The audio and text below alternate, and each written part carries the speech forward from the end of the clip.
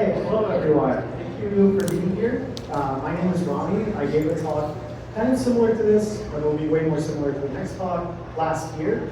It was the Rubik Pi, and it was running like an experimental build on very custom software. And we said, this is exciting. We really want this hardware at first. And a year from now later, it's really exciting to be here with PhotonVision, a couple of teams that helped start this. Actually, just because I know some of you, can the people who helped beta test the Rubik Pi raise their hands, maybe? Just so I know. Cool. Okay. But yeah, this has been really exciting. I'm really glad PhotonVision decided to support the Rubik Pi 3. As Qualcomm, it's really exciting to see industrial tools in first hands, and it's really nice to see that you get a compute at a price you can, at a good price that you can use. And I'm going to pass off the way. Just another brief introduction. My name is Larry. I also work for Qualcomm. I'm not looking right now, but I work for Qualcomm. In my day job, I do location technology. We do Wi-Fi, cell, Bluetooth locations for all kinds of IoT devices, cat trackers, pet trackers, the body cameras, watches, things like that. We do location, but one of the cool things about the Qualcomm culture is it's a little bit open in culture, so we can go work on other things if we find it interesting. And so, given my background in FIRST, I've been doing FIRST mentoring for probably 15, 18 years.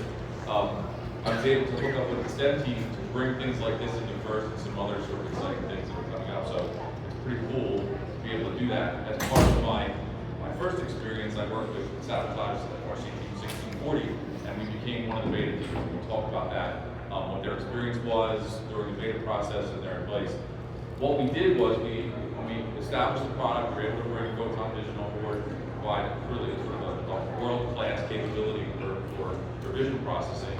And so then we established a beta program. We asked the teams to be involved. We established some Discord discussion with those, conference calls with Qualcomm and PhotonVision engineers amongst the teams, and really let them sort of digest what was going to happen, gave them a little mini test plan we asked them to run. They ran their own things, they ran on their own robots, we got their experiences back, the good, the bad, the great, the ugly. We got all those back, we incorporated their feedback. They provided that feedback back to Qualcomm, and then we incorporated that before the launch. And so that's the process that we went through, and they're going to talk a little bit about what their experience was during that. So. All right, hello everyone. I'm Sam Freund. I'm a PhotonVision developer and maintainer, and I'm going to be in at Qualcomm this summer. That's how I got connected with Rubik Pi.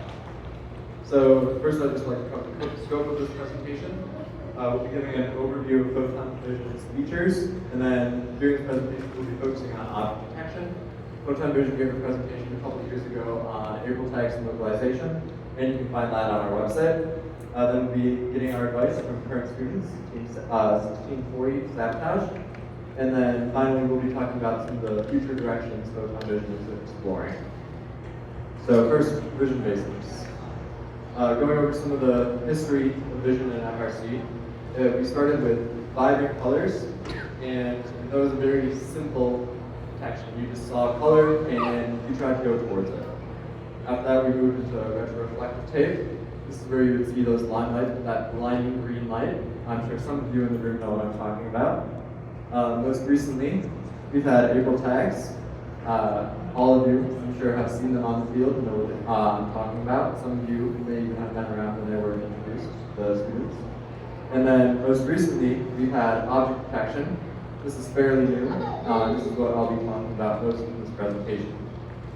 Through vision, there are two main goals. The first is localization. This uses April tags to figure out where your robot is on the field, and it'll help you perform various actions. Many teams have used it to implement their shooting on the move algorithms this year, and in different place views, it helps you align and place your objects. The second is object acquisition. This is where that color and shape detection and the object detection comes in. And this is going to be most of what we're talking about today. So now we're going to segue into some object detection examples. The first is very similar to some of those very early naive implementations. You're simply finding the object, turning towards it, and then driving forward to try and fire it. This would be implemented very simply And we have an example in the PhotonVision repo that shows you how to do this. You can find that in our documentation as well. Secondly, you can use the object detection to localize an object. If you can figure out where it is on the field, and you know that it's at ground level, you can perform some trigonometry to determine how far away it is from you. And from that, plot its point on a field 2D or a similar object, and then place it so that you can use that in your code. This has been used by teams in Crescendo when we had those races to the center line, teams trying to fight for those notes. Often teams would use this to try and figure out if there was a note there or not, or whether they should try and get that one or proceed to a different note on the center line. The next piece that I wanted to cover was training your own model. This is, I think, one of the coolest things a team can do with regards to vision, especially given how new it is and how few teams have actually explored this ground yet. The first step is data acquisition and then labeling. So you start by taking a lot of pictures, and I mean a lot, in the thousands. You want to make sure these pictures are from varied environments, especially when you're on the field. I'm sure most of you have seen that lighting conditions will vary, and if you don't get pictures in a wide variety of lighting conditions, your model won't work in a wide variety of lighting conditions. This is especially important when we're at Worlds, because as you all know, lighting will be changing throughout the course of the event and going into Einstein's. And then when you're labeling, you can do that on a variety of different platforms. You can upload all the images to Edge Impulse. There's a link here that prefers robotics teams to use. You can use CVAT. This is a self-hosted application, or you can use RoboFlow. And then while labeling, if you have multiple people labeling, it's important to create a guidelines document so that all of them are consistent. If you have inconsistent labels, that can affect the accuracy of your model. Once you've created all of your images and labeled them, you need to proceed to train your model. The first step is picking the type of model you want to use. On Rubik Pi, PhotonVision supports YOLO P8 and YOLO 11. It should be noted that we do plan to add support for other models in the future, but that's not yet come to pass. There are a couple of different options for training your model. You can do it locally, just using Ultralytics. This is typically aligned with the CVAT labeling approach, that's self-hosted. You can use Edge Impulse to go from start to finish, train your model there as well. It should be noted that if you do so, it'll output a different format than what PhotonVision currently supports, though we have plans to support it in the future. That format can be converted so that it can run on PhotonVision, and that will be in our documentation very soon. And then finally, if you're using RoboFlow, you can also train your model on there, but it should be noted that you have to be on a certain paid tier to be able to download the weights of that trained model. Once this is done, you'll need to convert your model. After training, you typically get PyTorch weights, and while these weights are very handy for doing math with the model or trying to train it and convert it, you can't really use them for inference on the edge or on smaller coprocessors like Rubik Pi. So what we do for the Rubik Pi specifically is we convert it to TensorFlow Lite, and then we can go ahead and upload it to PhotonVision. For other platforms like the Orange Pi 5, you need to convert to RKNN, which is the Rapchip format. And there are notebooks there are Jupyter notebooks for doing this located in the PhotonVision repository. You can run these notebooks either on Google Colab or locally. And then finally, you need to upload your model. And once that's done, you can now detect objects, whatever you may have trained. Next, we're going to have Team 1640, Sabotage, up to tell us about some of their experiences. So we start off with benchmarks and performance data. So we benchmark against the Orange Pi 5 and the Orange Pi 5 Max. I think the results are pretty good. Since then, we've made some changes to the power delivery, so they might not be accurate from then. So what we did with power delivery is we tested around with different voltages. So initially we were running 5 volts. That's what we did our benchmarks with. But we found that 12 volts, the rated power is actually a lot better. And the peripherals like internet, they will probably drop if you try to power it with 5 volts or anything lower than 12 volts. We tried with 9 volts as well, and that was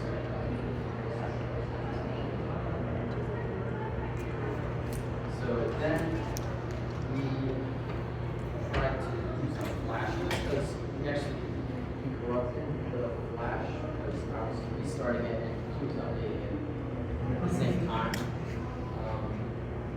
So that was a little bit bumpy because we were using T-Flash at the time, which was a pretty clunky flashing software. But since then, Qualcomm has released the Qualcomm launcher, which is a much more streamlined experience to Flash. Then we were tasked with object detection performance, or testing that. So we noticed that the bounding boxes weren't getting properly, so we gave some feedback to Sam on that. It was fixed. And after that, we had all the sort of things ironed out and moved on to showing it off, like showcasing it at the off-season competitions. Like I think we were at the Chesapeake Bay Area competition. Yeah. So this is the USB that you have access to, which you can plug in cameras to. There is 2 USB 3.0 ports. They share a bus. And then there's also a USB 2.0 port and a USB-C 3.1 Gen 1 port.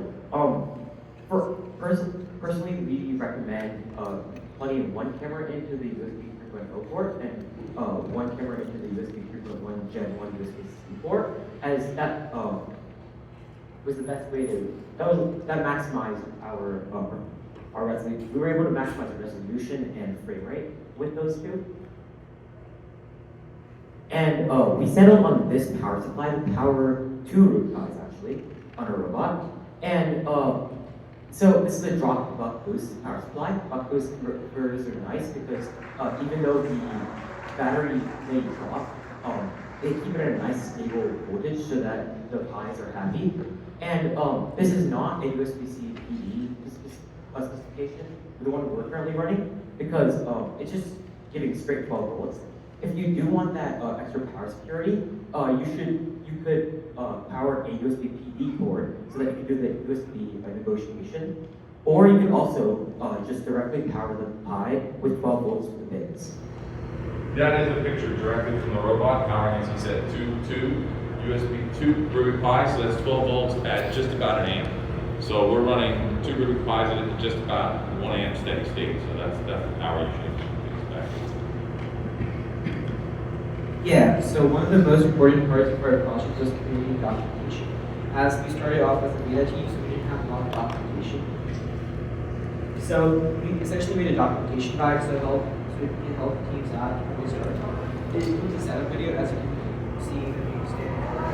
Also, it's really important because you also have to know the correct code to install the thermal pads on the Rubik Pi. Because if you mess that up, it can damage the Rubik Pi severely and maybe give your performance over the Pi. So make sure you're following exactly as it states there. And I do see some hands in the audience, so I want to let everyone know that we will be taking questions at the end.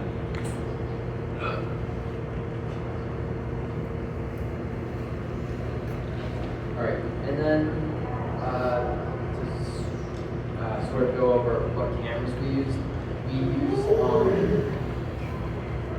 AutoCam for our object detection. That is the NB9281 specification. That's a color camera. It's 1 megapixel, 100 frames per second. On PhotonVision, it will show 120 FPS, but I think it actually goes up to around 100 FPS, so a little finicky there. But we used actually 3 different input type processing cameras. So we used the Articam Ruby 9281, which is 100 frames per second, and that's only 1 megapixel. We use the Ruby 2311, which is 50 frames per second at 2 megapixel, which is actually a little bit better than the Ruby 9281. Regardless of the dropped FPS, the 2 megapixel difference is pretty spectacular.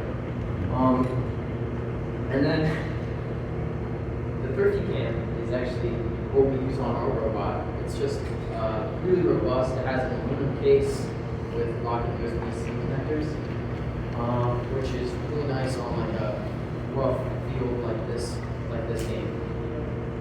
There is one typo on that though. The $50 RGCam processor, the 100 frames per second, 1 megapixel, is a 9782. That was a copy paste from the previous slide. So that second camera there should be a 9782 if you're looking for it. The thrifty cam, just the important thing there is to us, and your teams are entirely different, but the RGCam doesn't come in a case, and you have to put a case, which is easy to put it in.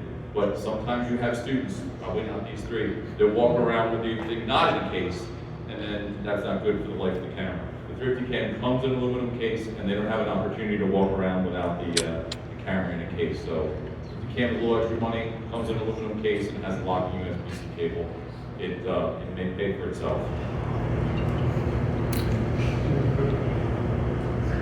And we just had a little bit of sort of miscellaneous input, like tips and tricks, just so you guys have a smooth experience.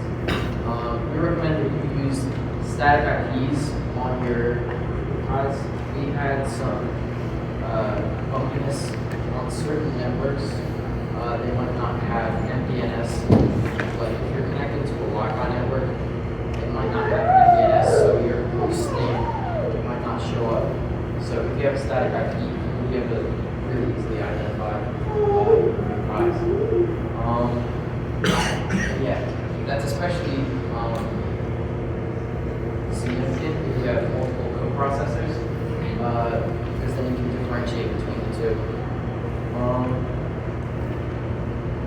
Yeah, it's super easy to set up multiple co-processors as well with PhotonVision. The data is just sent on network tables, so there's no code configuration there if you're having multiple co-processors.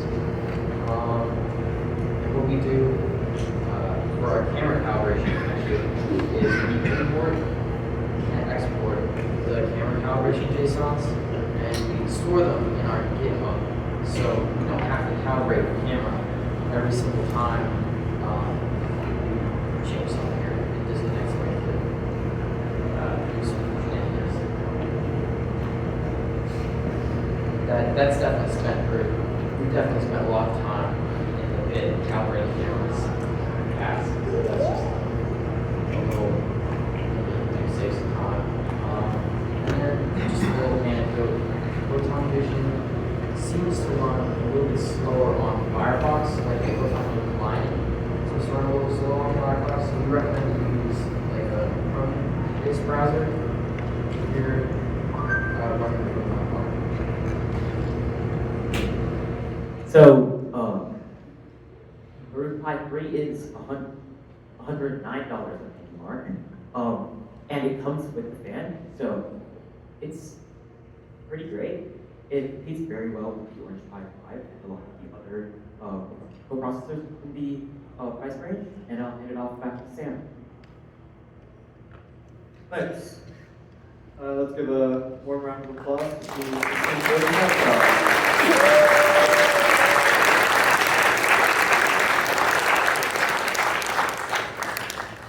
So next I'm going to talk about some of the upcoming features for PhotonVision. These are things we've been playing with this season. It should be noted that not all of them are expected to land in the 2027 season. The first is what we're calling YOLO Tag. This was created by a mentor from Code Orange, team 3476. The way YOLO Tag works is we have a machine learning model. This is also a YOLO model that will look at the image and try and find any April tags. if it sees an April tag, it gives us that bounding box, and then we pad it, and that creates the light blue boxes that you're currently seeing on the screen. We then run the University of Michigan April tag algorithm on the regions inside of those blue boxes called ROIs, or regions of interest. After that, we can detect those April tags, and the reason this is so much faster, almost twice as fast, is because we're able to skip processing the vast majority of the image using the University of Michigan April tag algorithm. And the thing about this algorithm that's important to keep in mind is that it does scale somewhat exponentially as the size of the image increases. So if you can shrink that region it's searching, it makes a huge difference. The next thing that we've been exploring is oriented bounding boxes. If you take a look at that picture there, the red box is what you would typically see if you had trained an object detection model on a cage from Readscape 2025. The blue box, which is admittedly a little bit hard to see, given that the cage itself is blue, is actually aligned with the cage. And you can see how it takes up much less area and gives you a much more accurate detection. This helps particularly when there's something you want to align to, or if there's something oblong that you're trying to determine the orientation of. Last year, this would have been incredibly helpful with coral, particularly for those robots who needed coral in a specific orientation in order to intake. And then another thing that we're exploring is GTSAM. This uses factor graphs to improve pose stability, and we'll be passing in all of our April tag detections to it. Fair warning, I'm not the one working on this, so if you have any questions about it, I can try my best to answer them, but you may be better off going to the PhotonVision Discord, which I'll be putting a link up at the end. This may or may not be landing for 2027. The timeline has yet to be determined, but we are hoping that with System Core, we'll be able to run it on the MRC, and that should speed it up quite a bit. Finally, I'd like to thank all of our community developers, all the teams who have worked with us and tested out some of our new features, along with any of the contributors to PhotonVision. And then I'm going to open the floor to questions. All right, the first question is more, you said power supply, the 12 volts drive 1 amp. Is that with 2 cameras processing, or is that just sitting idle? Yeah, that was with 3 cameras. 3 cameras, right? Yeah, the 3 cameras, I think it was around like 1 to 1.7. It was three cameras total, two on one and one on the other. 3 cameras total, not 3 each. Okay. So it's 3 cameras total, 2 and 1. We originally were going to run all 3 on one, which is fine, and that would work. We were having an unrelated issue that we thought may have been related to that, so we switched to be 2 and 1. But we could have run all 3 cameras on one Rubik Pi. So then would that, the lower current be due to the algorithm and processing for like April tag for that? No, so there are a couple teams running YOLO tag this season. I believe Code Orange is one of them, but to the best of my knowledge, Sabotage is not running YOLO tag. That's correct. That's correct.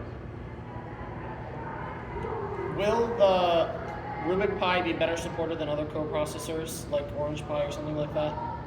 Yeah, so the question was whether the Rubik Pi is going to be better supported than other co-processors, than other co-processors like the Orange Pi.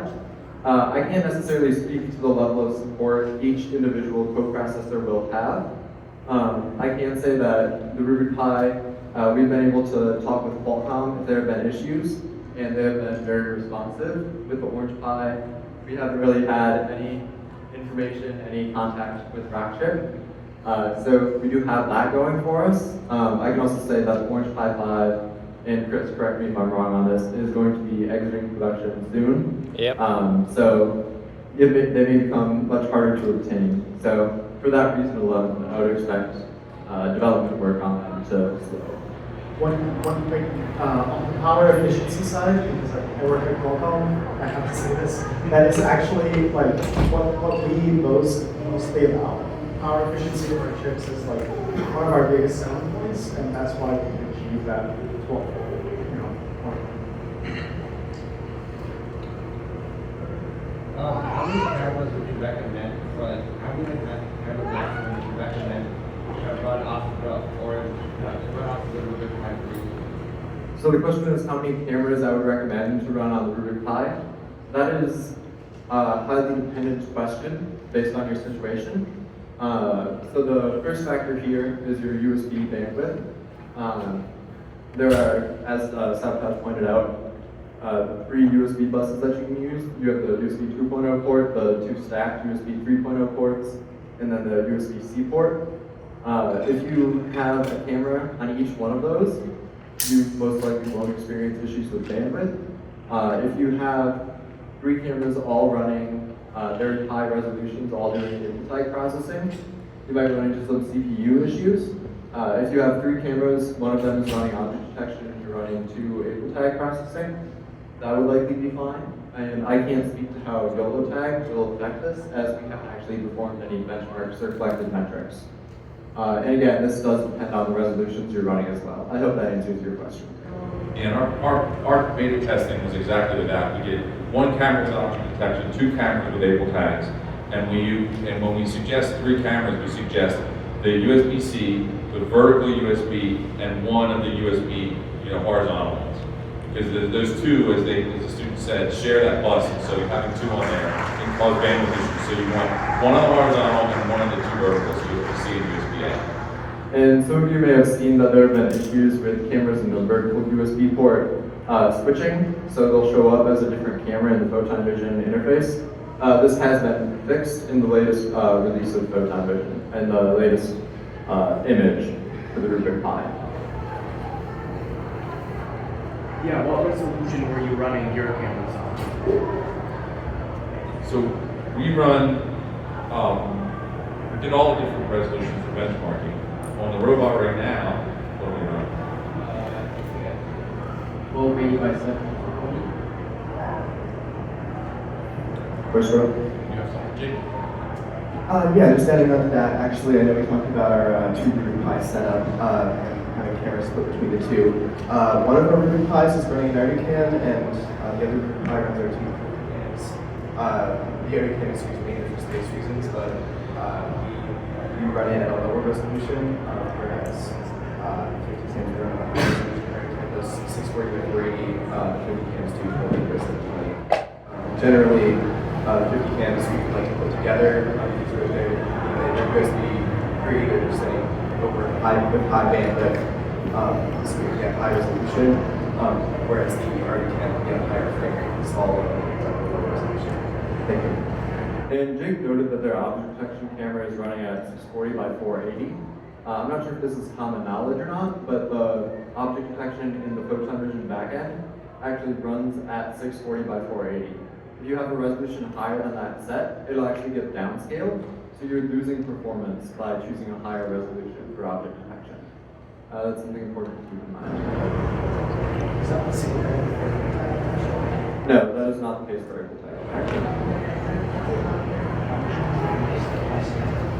How would you compare to QuestNav? I don't think it is comparable. QuestNav is a very different solution, and I think this is somewhat apples to oranges here.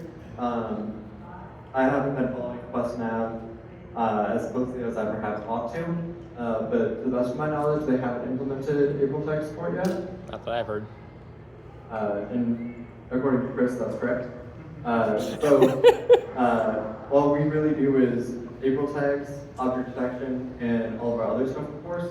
The way QuestNav works is they take all of the information cameras are seeing around them, and they compare it to where they were previously, and they use that to somewhat build a virtual map or a point cloud of the field, and then they compare their current position to that point cloud map to determine where they are. That is, as I said previously, a very different class of solution, and so I don't think I can truly compare.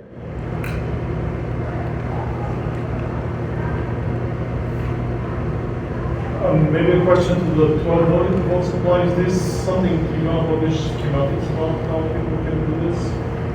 We've been following the schematics about the looks thing. It's been very helpful. It's quite Yeah, so the current Zinc Pi supplies 5 volts. I believe they do have a model that can supply 12 volts that will be coming out soon, or yeah, I believe it will be coming out soon. I don't have details on the release date, of course. Generally speaking, you can find some buck converters online that will work as well. We have some that are recommended in the community documentation. And I don't know if Larry has anything else on that. No. How would performance be running? Would you be able to run object detection and ink tag detection on the same coprocessor? Yeah, so you definitely can. I think they're experimenting with running 2 equal tag pipelines and 1 object detection pipeline. That works perfectly fine. Something that should be noted is that you can't do it on the same camera screen. So if you have a camera and you want to do look for able tags and then run an object detection pipeline on that exact same screen as well, that is not currently supported, but it is something that we plan to explore at some point. We have no plans to timeline for that future. So what will the interface be between the Rubik Pi and, say, System Core? Is it Canon or what is it? Can you say that one more time? What is the interface between the Rubik Pi and a System Core? Sure. So the question is what the interface between the Rubik Pi and the System Core is. Yeah. It will remain the same as the interface between the Rubik Pi and the RoboRio, for example. Everything connects to the radio via Ethernet. And then all of our information is pushed onto network tables, which you can then grab by the PhotonVision API. And you get that simply by installing our vendor net. Hopefully that makes sense. If there are no further questions, then I think that will be all. Thank you for coming, everyone.